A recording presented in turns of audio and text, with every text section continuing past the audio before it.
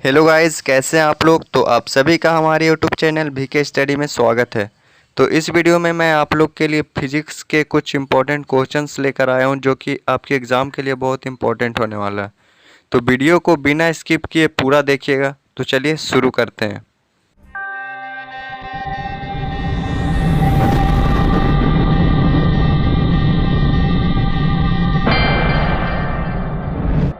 तो चलिए गाइस, देखते हैं पहला क्वेश्चन क्या है। निम्न में से कौन सा सदिश राशि नहीं है। Which of the following is not a vector quantity. ध्यान से क्वेश्चन को पढ़िएगा। पूछा गया है नॉट अ वेक्टर क्वांटिटी, ठीक है। तो पहला देखिए, डिस्प्लेसमेंट, ये तो वेक्टर क्वांटिटी है। एक्सेलरेशन, ये भी वेक्टर क्वांटिटी है। वेट, ये भी वेक्टर क्वांटिटी है। तो इसका सही आंसर हो जाएगा ऑप्शन बी, यानी कि स्पीड। स्पीड जो है स्केलर क्वांटिटी है। तो ये आप लोग याद रखिएगा। तो चलिए बढ़ते हैं अगले क्वेश्चन की ओर। Question number 2। अचर चाल से गतिशील वस्तु का दूरी समय ग्राफ होता है। The distance time graph of a body moving with constant speed etch, यानी कि डिस्टेंस टाइम ग्राफ पे जो बॉडी मूव करता है कांस्टेंट स्पीड से, वो किस लाइन पे मूव करता है। स्ट्रेट लाइन, कर्व्ड लाइन या सर्कल, या नन ऑफ दिस। तो ये आप लोग को बताना है। तो इसका सही आंसर होगा ऑप्शन ए, यानी कि स्ट्रेट लाइन पे कांस्टेंट स्पीड से बॉडी मूव करता है डिस्टेंस टाइम ग्राफ में, ठीक है। तो ये आप लोग याद रखिएगा। तो चलिए बढ़ते हैं अगले क्वेश्चन की ओर। Question number 3। रॉकेट किसके सिद्धांत पे कार्य करता है। Rocket works on the principle of. ये एक बहुत इंपॉर्टेंट क्वेश्चन है दोस्तों, तो इसको आप लोग अच्छे से याद रखिएगा। तो इसका सही आंसर होगा ऑप्शन सी, संवेग संरक्षण के सिद्धांत पे रॉकेट कार्य करता है, यानी कि कंजर्वेशन ऑफ मोमेंटम पे, ठीक है। तो ये आप लोग याद रखिएगा। तो चलिए बढ़ते हैं अगले क्वेश्चन की ओर। Question number 4। गुरुत्वाकर्षण नियतांक का मात्रक क्या होता है। The unit of gravitational constant is. तो इसमें आपसे बड़े जी का यूनिट पूछा गया है। तो इसका सही आंसर होगा ऑप्शन बी, यानी कि न्यूटन मीटर स्क्वायर पर केजी स्क्वायर, ठीक है।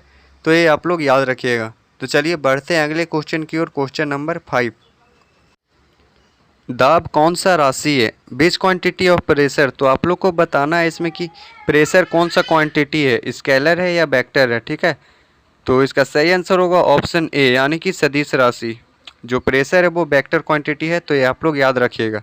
तो चलिए बढ़ते हैं अगले क्वेश्चन की ओर। Question number 6। जब किसी वस्तु को विषुवत रेखा से ध्रुवों की ओर ले जाया जाता है तो उसका भार में क्या परिवर्तन आता है। What happens to weight of an object when it is moved toward the pole of the equator, ठीक है।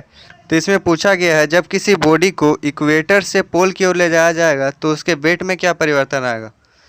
तो इसको बहुत ही ध्यान से कीजिएगा आप लोग, ऐसे ही क्वेश्चन एग्जाम में पूछे जाते हैं। तो इसका सही आंसर होगा ऑप्शन ए, यानी कि उसका वेट बढ़ेगा, इंक्रीज करेगा। इसी से रिलेटेड एक इम्पॉर्टेंट पॉइंट है कि weight of the body is maximum at pole and minimum at equator on the surface of earth, ठीक है। यानी कि अर्थ का सरफेस पे जो बॉडी का वेट होगा वो मैक्सिमम होगा पोल पे और मिनिमम होगा इक्वेटर पे। यानी कि ध्रुवों पे बॉडी का भार सबसे ज़्यादा होता है और विषुवत रेखा पे सबसे कम, ठीक है। तो ये आप लोग याद रखिएगा, बहुत ही इंपॉर्टेंट क्वेश्चन है।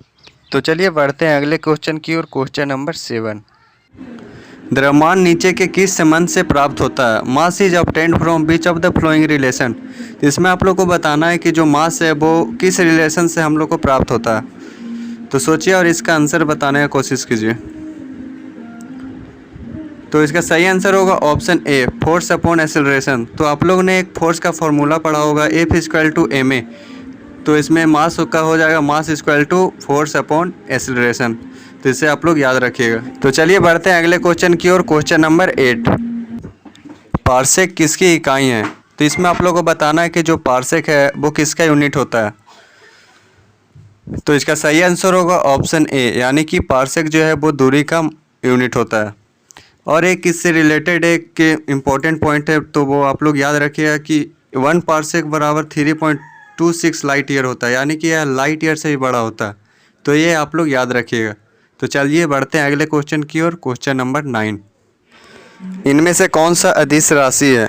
Which of this is a scalar quantity. तो इसमें आप लोग को बताना है कि कौन सा अदिश राशि है, यानी कि स्केलर क्वांटिटी। तो इसका सही आंसर होगा ऑप्शन ए, यानी कि एनर्जी जो है वो स्केलर क्वांटिटी है। तो ये आप लोग याद रखिएगा। तो चलिए बढ़ते हैं अगले क्वेश्चन की ओर। Question number 10। 1 हॉर्स पावर बराबर होता है 1 horsepower is equal to, यानी आप लोग को बताना है कि 1 HP में कितना वॉट होता है। तो इसका सही आंसर होगा ऑप्शन डी, यानी कि 446 वॉट। 1 HP बराबर 446 वॉट होता है, तो ये आप लोग याद रखिएगा। तो आज के वीडियो में इतना ही। अगर आपको वीडियो पसंद आया तो वीडियो को लाइक करें और चैनल को सब्सक्राइब करना ना भूलें। तो मिलते हैं अगले वीडियो में, तब तक के लिए बाय।